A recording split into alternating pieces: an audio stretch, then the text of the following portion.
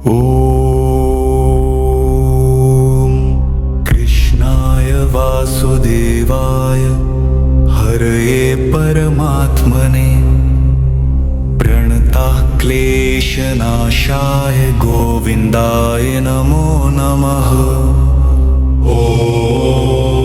हम भगवान कृष्ण जो वासुदेव के रूप में और परमात्मा के स्वरूप हैं उन्हें नमन करते हैं।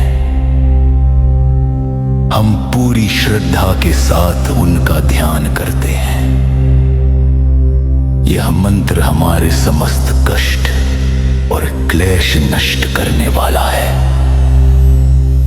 हम प्रार्थना करते हैं कि गोविंद की कृपा से हमारे जीवन में शांति, प्रेम और आध्यात्मिक उन्नति हो।